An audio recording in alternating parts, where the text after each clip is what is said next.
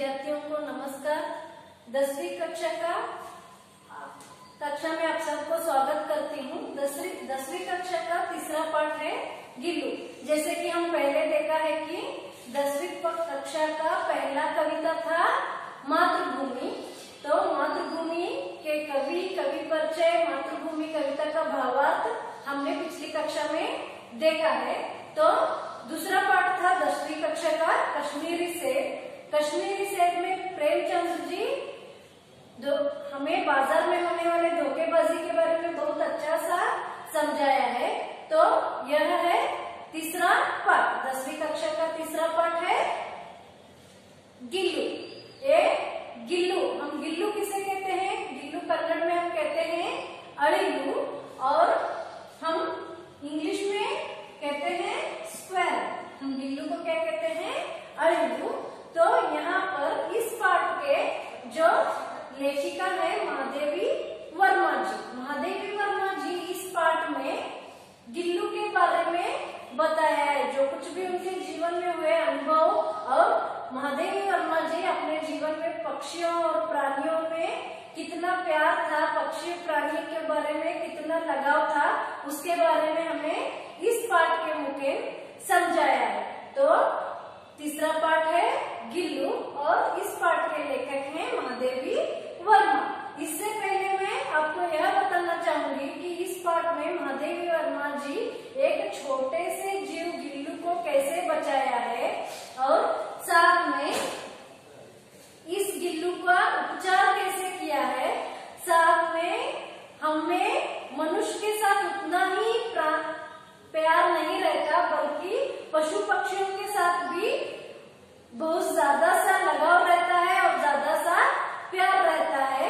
उसके बारे में इस पाठ के मुखे हमें उन्होंने समझाया है। इस पाठ में महादेवी वर्मा जी एक छोटे से जीव गिल्लू का उपचार कैसे किया। जब गिल्लू घाव होकर दीवार के और गमले के संधि में गिरा था, तो उसे लेकर उसके उपचार कर उसे पेंसिलिन का मरहम लगाकर क्या क्या किया है उसके बारे में बताया है। साथ साथ में गिल्लू के कार्यकलाप के बारे में महादेवी वर्मा जी ने हमें बताया है। गिल्लू जी के कार्यकलाप क्या है, गिल्लू के कार्यकलाप के बारे में यहाँ पर गिल्लू क्या क्या करता था, महादेवी वर्मा जी के साथ गिल्लू कैसे प्यार से रहता था, और उसके कार्यकलाप के बारे में यहाँ पर हमें बताया है।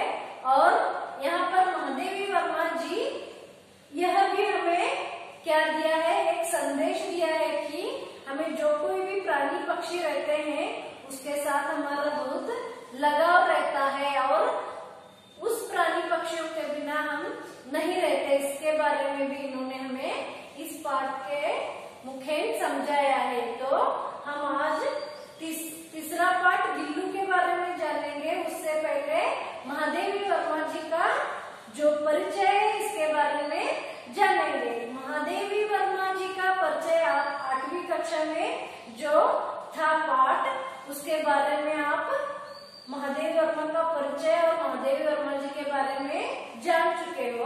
तो महादेवी वर्मा जी का जन्म कब हुआ, महादेवी वर्मा जी के प्रमुख कृतियां क्या है, महादेवी वर्मा जी लेखिका के रूप में कितने रचनाएं की है, उसके साथ साथ महादेवी वर्मा जी का जीवन चरित्र अपने 8वीं कक्षा में ही महादेवी वर्मा नामक पाठ को पढ़े थे। तो आज हम इस पाठ के लेखक परिचय के बारे में जानेंगे। साथ साथ और भी महादेवी वर्मा जी इस पाठ में गिल्लू के बारे में क्या बताया है, और साथ महादेवी वर्मा जी और एक बार यहाँ पर बताया है कि कौवे के बारे में भी काकभूषणी, महादेवी वर्मा जी यहाँ कौवा को क्या कहते हैं, काकभूषणी कहते हैं। तो काकभूषणी के बारे में भी यहाँ पर महादेवी वर्मा जी ने बताया है। काकभूषणी का मतलब है कौवा। कौवा कैसा है, हमारा एक पक्षी है। हम रोज हमारे जीवन में कौवे को देखते हैं, और हम एक बार क्या करते हैं, कौवे को बहुत अपमान के रूप में देखते हैं, और कभी कभी कौवे को सम्मान के रूप में भी देखते हैं। ज्यादा से ज्यादा लोग क्या करते हैं, कौवा को अपमान के रूप में अपमानित ही करते हैं। तो महादेवी वर्मा जी इस पाठ में लोग क्या करते हैं, कौवे को सम्मानित भी करते हैं, कभी कभी कौवे को क्या करते हैं, अपमानित भी करते हैं। तो यहाँ पर महादेवी वर्मा जी कौवे के बारे में भी आपको एक टिप्पणी दी है। तो आज हम महादेवी वर्मा जी का लेखक परिचय देखेंगे। तो देखिए महादेवी वर्मा जी का लेखक परिचय। तो महादेवी वर्मा जी विश्व स्तर की कवयित्री है। हमारे महादेवी वर्मा जी विश्व स्तर की एक कवयित्री है। हमारे महादेवी वर्मा जी एक महान और विश्व स्तर की एक कवयित्री है, और साथ में उन्हें आधुनिक मीरा भी कहा जाता है। हम पहले क्या करते थे, प्राचीन में मीराबाई, अब तो जान चुके हैं मीरा के बारे में। तो इस आधुनिक युग में महादेवी वर्मा जी को क्या कहते हैं, आधुनिक मीरा कहते हैं, क्योंकि मीरा जैसे थे वैसे ही सभी गुण यहाँ पर महादेवी वर्मा जी के भी हैं। इसीलिए हम महादेवी वर्मा जी को क्या कहते हैं, आधुनिक मीरा कहते हैं। तो यहाँ पर महादेवी वर्मा जी हमारे विश्व स्तर की एक कवयित्री हैं, साथ साथ में हम इनको क्या कहते हैं, आधुनिक मीरा भी कहते हैं। तो हम आज इनका जन्म देखेंगे। महादेवी वर्मा जी का जन्म 24 मार्च 1907 को फारुखाबाद में हुआ था। इनका जन्म 24 मार्च 1907 को फारुखाबाद में हुआ था, और उनके पिता थे गोविंद प्रसाद वर्मा और माता हेमरानी थी। इनके पिताजी का नाम गोविंद प्रसाद वर्मा था और इनके माताजी का नाम क्या था, हेमरानी था। इनका जन्म कब हुआ, 24 मार्च को। महादेवी वर्मा जी का जन्म 24 मार्च 1907 को इनका जन्म हुआ था। इनका जन्म हुआ था। फिर यह आपको प्रश्न भी आ सकता है, 1 मार्च को, 24 मार्च 1907 को इनका जन्म हुआ था। इनके पिताजी थे गोविंद प्रसाद वर्मा। इनके पिताजी थे गोविंद प्रसाद वर्मा और इनकी माताजी थी हेमरानी।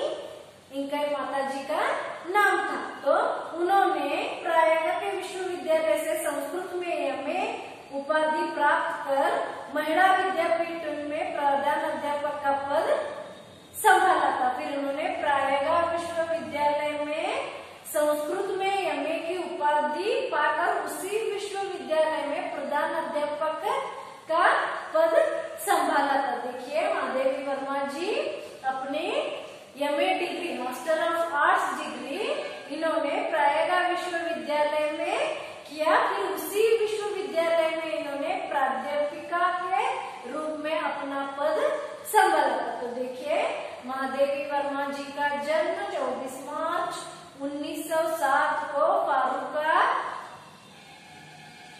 में हुआ था। इनके पिताजी थे गोविंद प्रसाद और वर्मा और इनके माताजी थे हेमरानी। फिर महादेवी वर्मा जी ने अपना एमए डिग्री संस्कृत में कर उसी प्रयागराज विश्वविद्यालय में प्राध्यापिका के रूप में पद संभाला था। फिर महादेवी वर्मा जी ने गद्य और पद्य दोनों की रचना की है। विद्यार्थियों देखिए, हम इस पाठ में इनको क्या कहते हैं, लेखिका या लेखक कहते हैं। लेखक परिचय या लेखिका परिचय कहते हैं। फिर हम आपके पुस्तक में जब इनका परिचय दिया था तो वहां पर दिया गया है कि यह विश्व स्तर की कवयित्री है। तो यहाँ पर बताया गया है कि महादेवी वर्मा जी गद्य और पद्य दोनों की रचना की है। इनकी प्रमुख रचनाएं हैं यामा, संध्या गीत, दीपशिखा, नीरजा, निहार, अतीत के चलचित्र और पथ के साथी, मेरा परिवार। इनके जो प्रमुख रचना है वह है यामा। यामा इनका एक क्या है, प्रमुख रचना है। साथ साथ में इनकी प्रमुख रचना भी है निहार, और तीसरा वाला इनका प्रमुख रचना है नीरजा। यह है महादेवी वर्मा जी के प्रमुख रचनाएं। संध्या गीत, मेरा परिवार, श्रृंखला की कड़िया,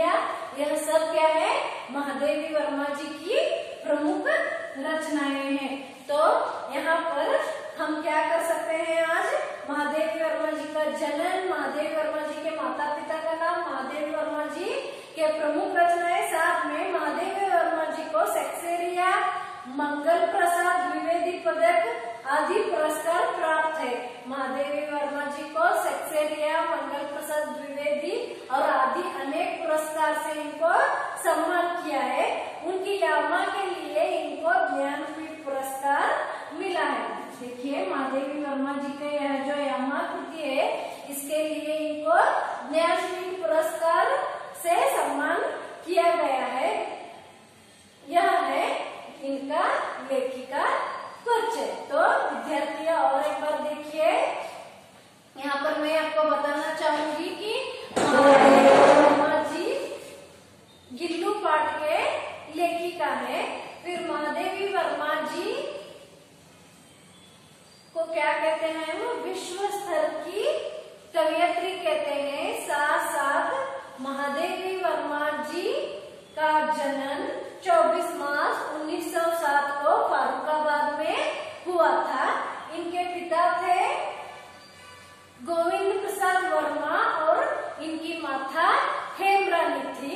फिर इन्होंने अपने MA master of arts degree Sanskrit में प्रयागराज विश्वविद्यालय में कर फिर आगे जाकर उसी विश्वविद्यालय में इन्होंने प्रधान अध्यापिका के नाम से पद संभाला था। फिर इनकी प्रमुख रचनाएं हैं यामा, निहार, नीरजा, श्रृंखला की कड़िया, मेरा परिवार, यह इनकी प्रमुख रचनाएं हैं। और साथ में महादेवी वर्मा जी को सेक्सेरिया, मंगल प्रसाद द्विवेदी पुरस्कार प्राप्त हुए हैं। साथ साथ महादेवी वर्मा जी को यामा इस रचना के लिए ज्ञानपीठ पुरस्कार मिला है। तो विद्यार्थियों, यह है महादेवी वर्मा जी का क्या है, लेखक परिचय। मैं और एक बार आपको बताना चाहूंगी कि यह जो गिल्लू है, इस पाठ से आपको 8 अंक मिलेंगे। इस पाठ में आपको कितने अंक मिलेंगे, कुल मिलाकर 8 अंक मिलेंगे। तो पाठ से पहले हम और एक बार क्या करते हैं, लेखक परिचय देखते हैं।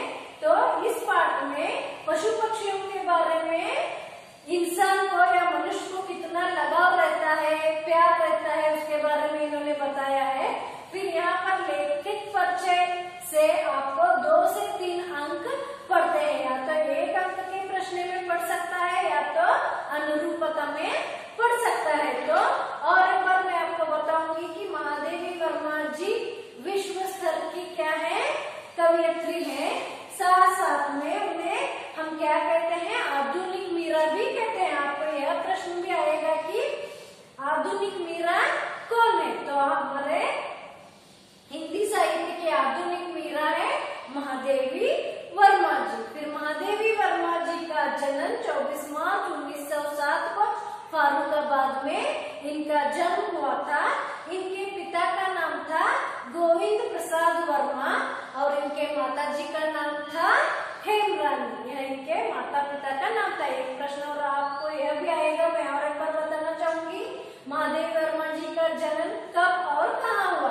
तो महादेवी वर्मा जी का जन्म 24 मार्च 1907 को फारुखाबाद में हुआ था। इनके पिताजी का नाम गोविंद प्रसाद वर्मा जी और इनके माता जी का नाम हेमरानी। महादेवी वर्मा जी के माता पिता कौन थे, तो महादेवी वर्मा जी के पिता का नाम था गोविंद प्रसाद वर्मा और माता का नाम हेमरानी। तो महादेवी वर्मा जी के कुछ प्रमुख रचनाएं, उससे पहले हम क्या कहते हैं, महादेवी वर्मा जी गद्य और पद्य दोनों की रचना की है। या तो आपको आगे जाकर पद्य आएगा या तो गद्य आएगा। उसके लेखक महादेवी वर्मा जी होंगे और कविता में कवयित्री महादेवी वर्मा जी होंगी। तो यहाँ पर हम देखते हैं कि महादेवी वर्मा जी गद्य और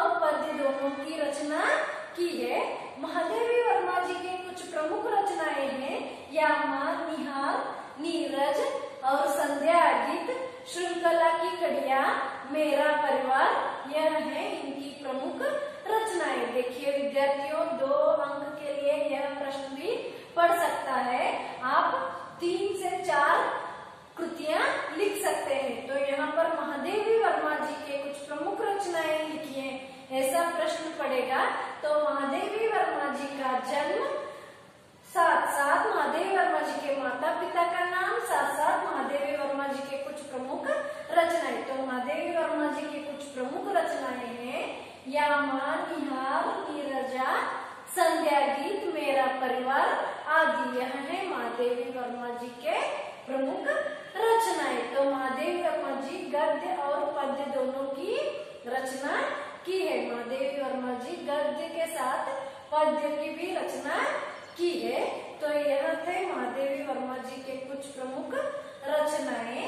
और महादेवी वर्मा जी को मिले हुए प्रशस्तियों के नाम सेक्सेरिया, मंगल प्रसाद द्विवेदी, साथ उनके यामा इस रचना के लिए इन्हें ज्ञानपीठ पुरस्कार मिला है। महादेवी वर्मा जी के यामा इस कृति के लिए ज्ञानपीठ प्रशस्ति भी मिला है। तो यह था महादेवी वर्मा जी का लेखक परिचय। तो विद्यार्थियों, उससे पहले यहाँ पर मैं बताना चाहूंगी, आपकी पुस्तक देखिए, काकभूषणी।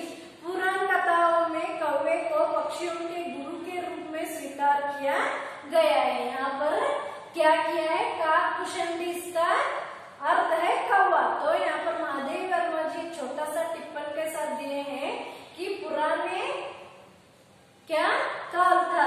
तो पुराण कथा में, हम पुराण कथा में भी देख सकते हैं और प्राचीन में भी देख सकते हैं।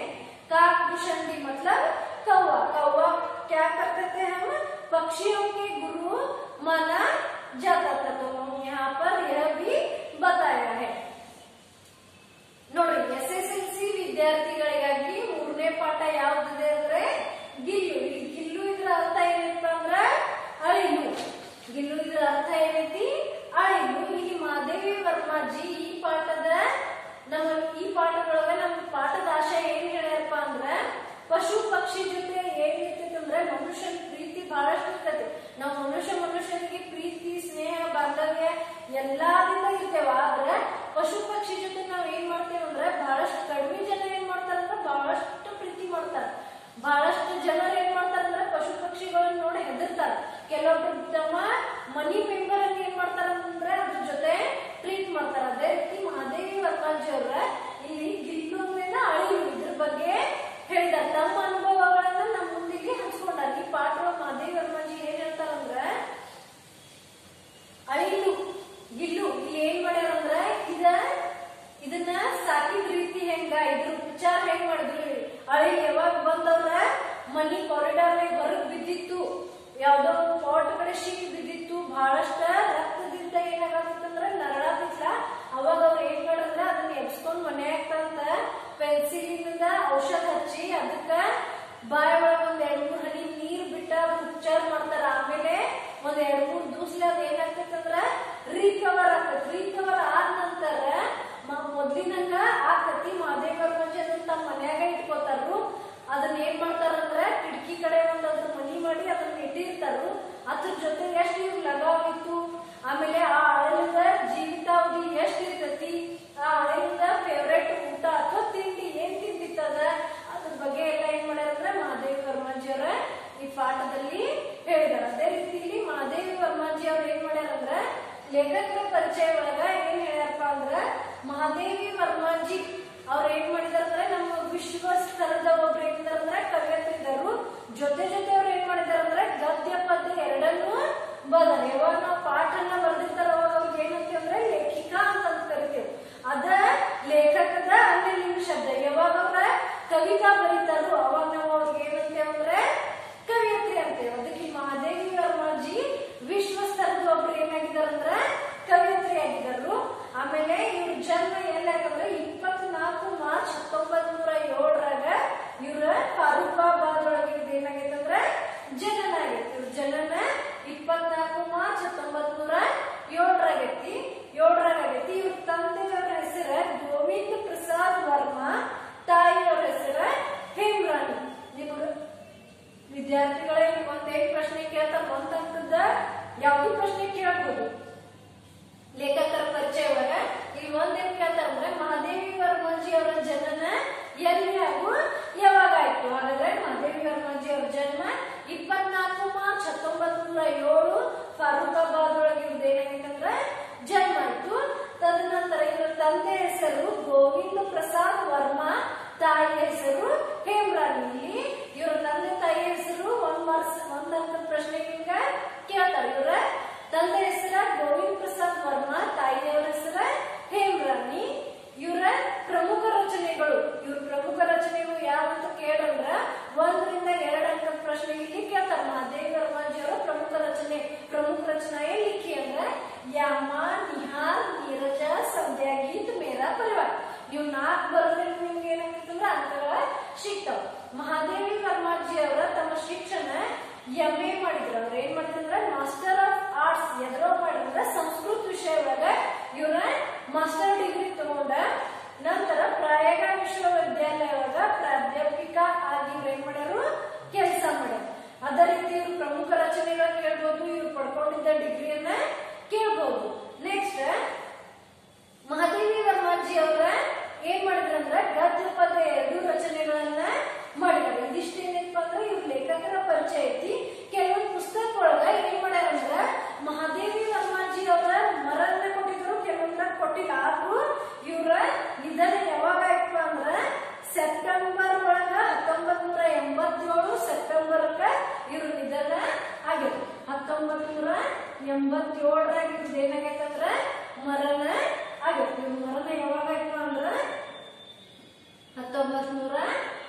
ಕೆಲವೊಂದು ಪುಸ್ತಕಗಳು ಕೊಟ್ಟಾರು, ಕೆಲವೊಂದು ಪುಸ್ತಕಗಳ ಕೊಟ್ಟಿಲ್ಲ. ಸೆಪ್ಟೆಂಬರ್ ಒಳಗೆ ಇವ್ರದ್ದು ಏನಾಗಿತ್ತು 1987ರಾಗ ಇವ್ರ ನಿಧನ ರಾಗ್ಯಾರ. ಮಹಾನ್ ರಚನಾಕಾರರ ಮಹಾದೇವಿ ವರ್ಮಾಜಿ ಅವರ ಇದ್ರ. ಹಾಗಾದ್ರೆ ಇಲ್ಲಿ ಬರುವ ಪ್ರಶ್ನೆ SSLC ಐತಿ, ನಿಮ್ಮ ಜೀವನದ ಪ್ರಮುಖ ಘಟ್ಟ ಐತಿ. ಅದಕ್ಕಾಗಿ ಸ್ಲೋ ಆಗಿ ಕಲೀರಿ, ಸ್ಲೋ ಆಗಿ ಕೇಳ್ರಿ. ಏನ್ ಮಾಡ್ಯಾರಂದ್ರೆ ಗಿಲ್ಲು ಪಾಠದ ಲೇಖಕರು ಯಾರಂತ ಪ್ರಶ್ನೆ ಕೇಳಬಹುದು. ಇಲ್ಲಿ ನಿಮ್ಗೆ ಏನ್ ಮಾಡ್ತಾರಂದ್ರ ನಿಮ್ ಪುಸ್ತಕ ಒಳಗ ಬಹಳಷ್ಟ ಲಕ್ಷ ಕೊಟ್ಟು ನೋಡ್ರಿ. ನಿಮ್ ಪುಸ್ತಕ ಒಳಗ ಏನ್ ಮಾಡ್ತಾರಂದ್ರ ಇಲ್ಲಿ ಪರಿವಿಡಿ ಇರ್ತೈತಿ. ಪರಿವಿಡಿ ಒಳಗ ಇಲ್ಲಿ ಮೊದಲ ಕೊಟ್ಟಿರ್ತಾರೆ ಏನಂದ್ರ ಕವಿತಾ ಎಂದು ಮಾತೃಭೂಮಿ ಇತ್ತು, ಕಾಶ್ಮೀರಿ ಸೇ ಕಹಾನಿ ಇತ್ತು, ಗಿಲ್ಲು ಏನೈತಂದ್ರ ರೇಖಾಚಿತ್ರ. ಒಂದ್ ವೇಳೆ ಅನುರೂಪತನಾಗ ಏನ್ ಕೇಳ್ತಾರಂದ್ರ ಕಾಶ್ಮೀರಿ ಸೇ ಕಹಾನಿ ಗಿಲ್ಲು ಡ್ಯಾಶ್ ಅಂತ ಕೊಡ್ತಾರ. ಅವಾಗ ನಾವ್ ಏನ್ ಮಾಡ್ಬೇಕಂದ್ರ ರೇಖಾಚಿತ್ರ ಬರಿಬೇಕು, ಅಥವಾ ಗಿಲ್ಲು ರೇಖಾಚಿತ್ರ ಕಾಶ್ಮೀರಿ ಸೇ ಡ್ಯಾಶ್ ಅಂತ ಕೇಳ್ಬೋದು. ಇದು ಒಂದು ಏನಂತಂದ್ರ ಬಹಳಷ್ಟ महत्वदागैती, नेनपिट्कोरी। यहाँ पर आपके परीक्षा में ये भी पढ़ सकता है अनुरूपता में कि गिल्लू कश्मीरी से कहानी है तो गिल्लू डैश, यह भी आपको प्रश्न पढ़ सकता है। तो यह क्या है, एक रेखा चित्र है। यहाँ पर गिल्लू के बारे में महादेव वर्मा जी ने हमें बताया है, तो यह भी आपको परीक्षा में पढ़ सकता है। गिल्लू यह क्या है, रेखा चित्र है। कश्मीरी से यह क्या था, कहानी था। तो हम देखेंगे इनका जनन कब हुआ, इनका प्रमुख रचनाएं, इनके माता पिता का नाम, साथ साथ में इनको मिले हुए पुरस्कार। तो इनको मिले हुए पुरस्कार सेक्सेरिया और मंगल,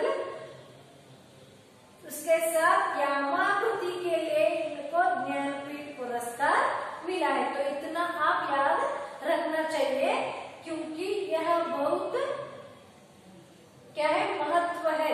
यह जो मैं बोल रही हूँ, यह लेखक परिचय बहुत महत्व है और यह परीक्षा में आपको पढ़ सकता है। तो इस पाठ में महादेवी वर्मा जी ने गिल्लू के बारे में बताया है। पहले महादेवी वर्मा जी का जो परिचय है उसे 2 बार पढ़िए और 1 बार लिखिए, और इसमें जितने भी 5 प्रश्न आते हैं तो और एक बार बोलना चाहूंगी, गिल्लू इस पाठ के लेखिका कौन है, तो गिल्लू इस पाठ के लेखिका है महादेवी वर्मा जी। तो दूसरा प्रश्न, महादेवी वर्मा जी का जन्म कब हुआ, तो महादेवी वर्मा जी का जन्म 24 मार्च 1907 को फारुखाबाद में हुआ। तो तीसरा प्रश्न देखिए, महादेवी वर्मा जी के माता पिता कौन है, तो महादेवी वर्मा जी के पिता थे गोविंद प्रसाद वर्मा और माता है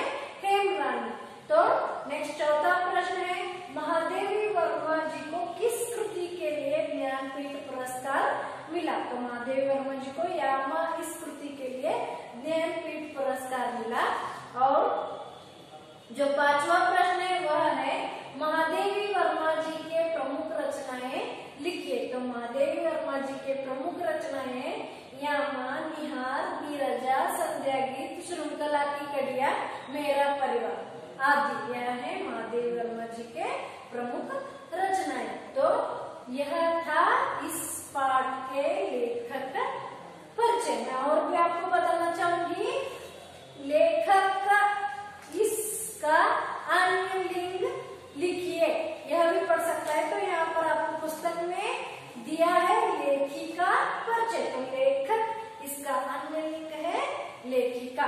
जो यहाँ पर दिए हैं उससे ध्यान से पढ़िए और आप एक बार ध्यान से पढ़ते हुए क्या कीजिए, लिखिए। तो यह था इस पाठ का परिचय। तो फिर और एक बार यहाँ पर बताया है कि काकभूषणी काकभूषणी टिप्पणी ಕೊಟ್ಟಾರ। ಇಲ್ಲಿ ಕಾಕಭೂಷಣಿ ಅಂದ್ರೆ ಎದಕ್ಕಂತಾರ ಅಂದ್ರೆ ಕಾಗಿಗಳು ನೋಡ್ತೀವಿಲ್ಲ, ಆ ಕಾಗಿ ಬಗ್ಗೆ ಇಲ್ಲಿ ಬಹಳಷ್ಟು ಮಹಾದೇವಿ ವರ್ಮಾಜಿ ಹೇಳ್ತಾರ। ಯಾಕೆ ಹೇಳ್ತಾರಪ್ಪ ಅಂದ್ರೆ ಪುರಾಣ ಕಥಾ ಒಳಗ ಏನ್ ಕಥೆ ಒಳಗ ಏನ್ ಮಾಡ್ತೀರಂದ್ರ ಕಾಗಿಗ ಎಲ್ಲಾ ಪಕ್ಷಿಗಳ ಗುರು ಅಂತ ಕರಿತಿದ್ರ। ಕಾಗಿಗೆ ಏನ್ ಮಾಡ್ತೀರಂದ್ರ ಎಲ್ಲಾ, ಯಾಕಂದ್ರ ಕಾಗಿ ಒಂದ ಸ್ವಲ್ಪ ಏನ್ರ ತಿನ್ನಕ್ ಸಿಕ್ತಂದ್ರ ಕಾವ್ ಕಾವ್ ಕಾವ್ ಅಂತ ಹೇಳಿ ತನ್ನ ಎಲ್ಲಾ ಬಳಗನ್ನ ಕರೆದು ಏನ್ ಮಾಡ್ತೈತಿ, ಅದನ್ನ ಹಂಚಿ ತಿಂತೈತಿ। ಅದಕ್ಕೆ ಏನ್ ಹೇಳ್ತಾರಂದ್ರ ಪುರಾಣ ಕಥಾ ಒಳಗ ಕವ್ವಾಗ ಏನ್ ಹೇಳ್ತಾರಂದ್ರ सब पक्षियों का गुरु ಅಂತ ಹೇಳ್ತಾರ। ಅದರ ಸಲುವಾಗಿ ಎಲ್ಲೋ ಏನೋ ಸತ್ತಿರ್ಲಿ ಅಥವಾ ಏನೋ ಬಿದ್ದಿರ್ಲಿ ಏನೋ ಇಲ್ಲಿ ನೋಡ್ರಿ, ಕಾಗಿ ನೀವು ಲಕ್ಷ ಕೊಟ್ಟಿಲ್ಲ ಅಂದ್ರೆ ಲಕ್ಷ ಕೊಟ್ಟು ನೋಡ್ರಿ, ಕಾಗಿ ಏನ್ ಮಾಡ್ತೈತಂದ್ರ ತನ್ನ ಎಲ್ಲಾ ಬಳಗನ್ನ ಕರೆದು ಏನ್ ಮಾಡ್ತೈತಿ, ಏನೋ ಒಂದು ಅಗಳಿದ್ರೂ ತಿಂತೈತಿ। ಅದಕ್ಕೆ ನಾವು ಕಾಗಿಗೆ ಏನಂತೇವ್ ಅಂದ್ರ ಇಲ್ಲಿ ಮಹಾದೇವಿ ವರ್ಮಾಜಿ ಕಾಕಭೂಷಣಿ ಅಂತ ಕರೀತಾರ, ಅದನ್ನ ಕವ್ಯಕ ಗುರು ಅಂತ ಕರೀತಾರ। ಅದ್ರ ಸಲುವಾಗಿ ಒಂದು ಟಿಪ್ಪಣಿ, ವಿಶೇಷ ಟಿಪ್ಪಣಿ ಎದ್ರ ಬಗ್ಗೆ ಕೊಟ್ಟಿದಾರ ಅಂದ್ರ ಕವ್ವ ಕಾಗಿ ಬಗ್ಗೆ ಕೊಟ್ಟಿದ್ದಾರೆ। ನೀವು ಎಲ್ಲೂ ಕೇಳ್ಬೋದು। ಮತ್ತೆ ಇಲ್ಲಿ ಮಹಾದೇವಿ ವರ್ಮಾಜಿ ಅವ್ರು ಏನ್ ಹೇಳ್ಯಾರಪ್ಪ ಅಂದ್ರ ಕಾಗಿಗ ಯಾಕೆ ಹೇಳ್ಯಾರಂದ್ರ ಅದ್ರೊಳಗ ಅವ್ರು ಕೊಟ್ಟಿದ್ದಾರೆ। ಕಾಗಿಗ ಒಂದ್ಸಲ ನಾವ್ ಏನ್ ಮಾಡ್ತೀವಿ ಅಂದ್ರ ಸನ್ಮಾನ ಮಾಡ್ತೇವ್। ಎದಕ್ ಸನ್ಮಾನ ಮಾಡ್ತೇವ್ ಅಂದ್ರ ನಮ್ಮಲ್ಲಿ ಯಾರೇ ತೀರ್ಕೊಂಡ್ರ, ಮನೆಯೊಳಗೆ ಯಾರ ತೀರ್ಕೊಂಡ್ರ ಅಂದ್ರ ನಾವ್ ಏನ್ ಮಾಡ್ತೇವ್ ಅಂದ್ರ ಏನೋ ಒಂದ್ ಮಾಡ್ಕೊಂಡ್ ಹೋಗಿ ಅವ್ರಿಗೆ ಇಟ್ಟಿರ್ತೇವ್। ಅವಾಗ ಕಾಗಿ ಬಂದು ಮುಟ್ಟಿತ್ತಂದ್ರೇನ ಅವ್ರಿಗೆ ಏನೋ ಆತ್ಮಕ್ ಶಾಂತಿ ಸಿಕ್ತಿತ್ತು ಅಂತ ಹೇಳಿ ನಮ್ಗೆ ಏನಿದೆ ಮೊದ್ಲಿಂದ್ರೂ ನಂಬ್ಕೊತ ಬಂದಾರ। ಅದ್ರ ಸಲುವಾಗಿ ನಾವು ಅವಾಗಷ್ಟೇ ಏನ್ ಮಾಡ್ತೇವೆ ಅಂದ್ರ ಕಾಗಿಗಳಿಗೆ ಸನ್ಮಾನ ಮಾಡ್ತೇವ್। ಅವಾಗ ಏನ್ ಮಾಡ್ತೇವಂದ್ರ ಕಾಗಿ ಬರ್ಲಿ ಅಂತ ನಾವ್ ಏನ್ ಮಾಡ್ತೀವಿ ಅದ್ರ ದಾರಿ ನೋಡ್ತೇವ್।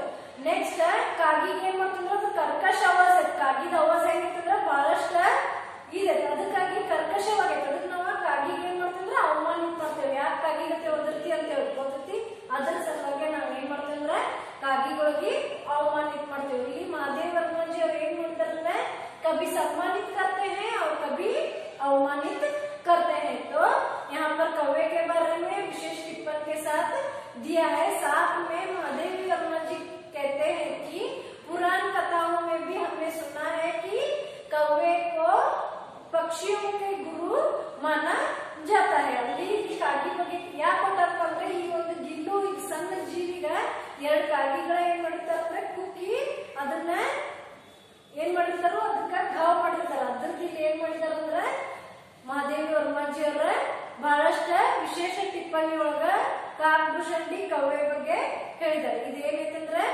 ಮಹಾದೇವಿ ವರ್ಮಾಜಿ ಅವರ ಲೇಖಕ ಪರಿಚಯ ಐತಿ। ನೀವು ಇದ್ರೊಳಗೆ ನೀವು ಏನ್ ಮಾಡಿದ್ರೆ 5 ಕ್ವಶನ್ಸ್ ತೆಗಿರಿ, ಇವ್ರ ಜನನ, ಆಮೇಲೆ ಇವರ ಪ್ರಶಸ್ತಿ ಯಾವ್ಯಾವ ಇವ್ರು ದೊರಕಿದ್ವು, ಇವ್ರ ಪ್ರಮುಖ ರಚನೆಗಳ, ಇವ್ರ ತಂದೆ ತಾಯಿ ಹೆಸರ, ಆಮೇಲೆ ಇವ್ರ ನಿಧನ ಯಾವಾಗ ಆಯ್ತು ಅನ್ನೋದ 5 ಕ್ವಶನ್ಸ್ ತೆಗೆದು ಇದ್ರ ಲೇಖಕ ಪರಿಚಯ ಇನ್ನೊಂದ್ 2 ಸಲ ಓದ್ರಿ। ಬಹಳಷ್ಟ ಮಹತ್ವ ಐತಿ, ಎಕ್ಸಾಮ್ 4 ಮಾರ್ಕ್ಸ್ ಇದ್ರೊಳಗಿಂದ ಕೇಳ್ಬೋದು। ಇದಿಷ್ಟ ಏನಂದ್ರ ಮಹಾದೇವಿ ವರ್ಮಾಜಿ ಅವರ ಪರಿಚಯ ಐತಿ। ಮುಂದಿನ ಏನ್ ಅವಧಿ ಇರ್ತೈತಿ ಅದ್ರೊಳಗೆ ನಾವು ಪಾಠನ ನೋಡೋಣ। ಧನ್ಯವಾದ।